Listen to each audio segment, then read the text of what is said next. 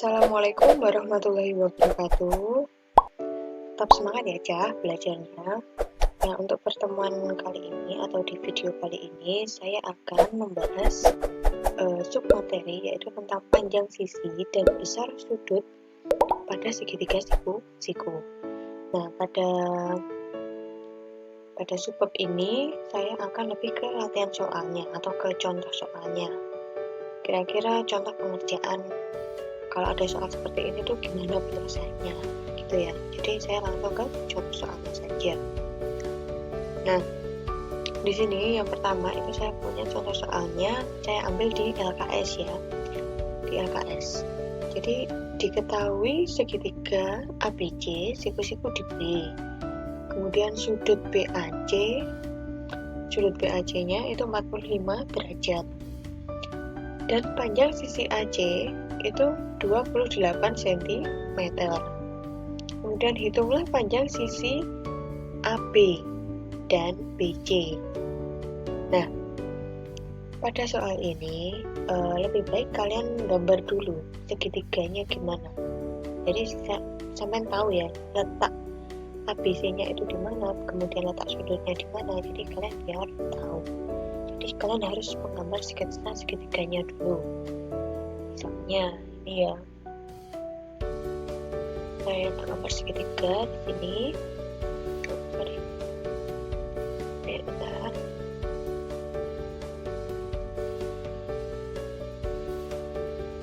Nah, segitiga siku-siku ya, kita gambar segitiga siku-siku. Nah, seperti ini. Tadi ini soalnya siku-siku di B, nah maka sini B. Ini tak kasih A, B, C. Nah, gini jadi gambarnya. Kemudian tadi diketahui sudut BAC itu 45 derajat. BAC itu di mana? BAC. Oh, berarti sudut di A. Itu 45 derajat. Ya, 45 derajat. Nah, kemudian yang diketahui apa lagi? Panjang sisi AC. AC 28 cm. Di sini 28 cm. Udah ya, gini ya. Kemudian hitunglah panjang sisi AB dan BC. Nah, kita cari panjang sisi AB dulu ya. Nah, pada trigonometri ini, kalian itu harus menghafalkan dulu itu nilai sin, cos, tan pada sudut istimewa. Di sini saya punya tabel trigonometri ya. Nah, seperti ini. Ini tabel trigonometrinya. Jadi paling nggak kalian harus menghafalkan ini. Kalau ini kalian sudah hafal, nah berarti nanti kalian lancar mengerjakan soalnya. Misal ini kan ada sin berapa? Misalkan sin alfanya, ini cara bacanya gini ya. Misalkan sin alfanya kan sin 0 itu nilainya 0. Kemudian sin 45 itu nilainya setengah akar 2. Sin 30 itu setengah. Ya, gitu cara bacanya. Kemudian ada tan. Nah, tan, nilai tan 0 itu 0. Kemudian tan 100 tan 90 itu ini tidak terdefinisi. Ya. Yang paling enggak sudut istimewa ini kalian harus hafalkan. Nah, sudah, saya kembali lagi ke soalnya tadi ya. Nah, mencari sisi AB. Nah, AB itu mana loh? Nah, AB ini kan tak misalkan dengan X. Ya, kita mencari nilai X ini. Nah, sesuai yang kita pelajari pada video yang sebelumnya itu, kita belajar tentang perbandingan trigonometri ya. Masih ingat ya? Nah, kalau sudutnya di sini 45. Sisi X ini atau sisi AB ini kan sisi apa? Samping, ya kan? Samping. Terus yang diketahui ini sisi miring. Nah, jadi di sini ada sisi samping dan sisi miring. Jadi kita pakai perbandingan trigonometri yang apa? Sin, cos, atau tan. Ya, ingat-ingat lagi. Oh, perbandingan sisi samping sama miring. Berarti apa? Kalau sin kan demi depan bermiring, ya kan? Terus kalau cos kosami, samping bermiring. Oh, berarti pakai kos, karena ada samping dan miring. Nah, karena ada perbandingan sisi samping dan sisi miring, nah jadi kita pakai kos. Jadi saya tulis dulu. Cos alfa itu kan kemarin apa perbandingannya? Cos sami. Nah, penghafalannya seperti ini ya. Cos sami berarti samping bermiring. Nah, samping, sisi sampingnya. Nah, ini cos alfa. Nah, alfanya berapa di soal ini? 45 derajat. Kemudian sisi sampingnya berapa ini? X. Yuk, kita tulis X. Kemudian, atau kita tulis AB saja ya, jangan X. Sampingnya AB dicari, tetap tulis AB per miring. Nah, sisi miringnya berapa ini? 28 ya, 28. Udah, terus kita mencari cos 45. Nah, cos 45 berapa? Kan kalian kemarin sudah menghafalkan ya, atau bisa kita lihat di tabel trigonometrinya. Cos 45.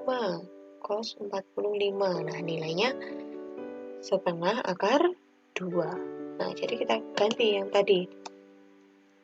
Ini, cos 45 kita ganti dengan nilainya setengah akar 2. Nah, sama dengan AB per 28. Nah, jadi kita ini mencari nilai AB. Langkah selanjutnya, tinggal dikali silang. Maka AB sama dengan 28 dikali setengah akar 2. Maka AB sama dengan, nah ini bisa dicoret ya, 2 bagi 2 1, 28 bagi 2 14. Jadinya tinggal 14 dikalikan akar 2. Berapa? Ya, 14 akar 2. Nah, gini, satuannya apa? Ini cm, berarti ini juga cm. Nah, ini jawabannya AB. Ini panjang sisi AB. Nah, kemudian kita lanjutkan mencari sisi BC. Sama caranya. Nah, BC tak pisahkan dengan Y ya. Nah, BC ini kan kalau sudutnya di sini di sudut A. BC ini berarti sisi apa? Iya, sisi depan. Nah, jadi kita pakai perbandingan yang apa? Sin cos amatan kalau ada depannya itu. Iya, pakai sin saja ya. Nah, kalau kita pakai sin itu kan sin demi kan. Nah, maka pakai sin saja, nanti depan bermiring. Jadi sin alfa sama dengan sin demi. Nah, ini harus dihafalkan ya ini ya. Nah, depan sinnya pakai sudutnya tetap, berarti sin 45 derajat. Kemudian depan, sisi depan kan Y, berarti maka tak tulis BC yang kita cari. Bermiring, sisi miringnya tadi 28. Udah sama caranya kayak tadi. Berarti sin 45 berapa? Sudah dihafalkan ya. Sin 45, cos 45 itu nilainya sama. Kita lihat di tabelnya. Sin 45 nilainya setengah akar 2. Cos 45 itu sama juga, setengah akar 2. Dihafalkan ya ini ya. Udah, kita tulis di sini, berarti sin 45 itu setengah akar 2. Sama dengan BC per 28. Selanjutnya sama dikali silang. Di BC sama dengan 28 dikali setengah akar 2. Nah, 2 bagi 2 1, 28 bagi 2 14. Hasilnya sama ya, 14 akar 2. Nah, ini kebetulan sama nilainya. Nah, B dan BC-nya sama panjangnya, yaitu 14 akar 2. Berarti ini segitiga apa ini? Kalau sama sisinya yang AB dengan BC ini sama, maka dia segitiga apa?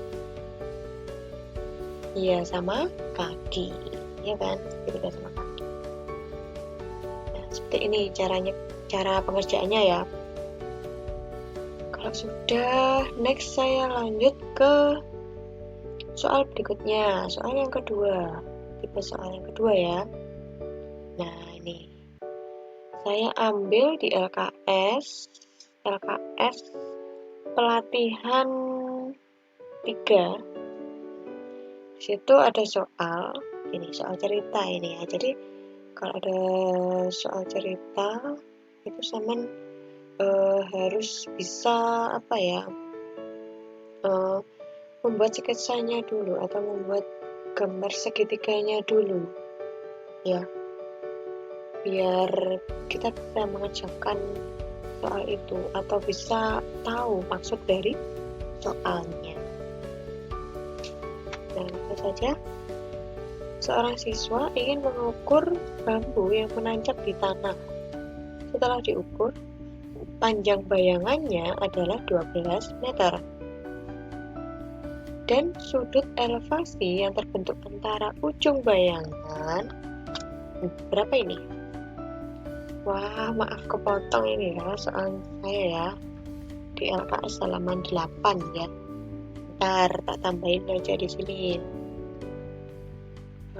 Yang terbentuk antara sudut elevasi yang terbentuk antara ujung bayangan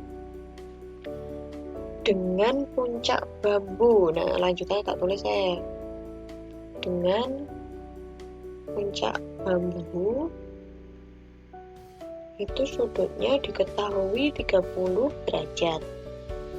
Kemudian yang ditanyakan tinggi bambu.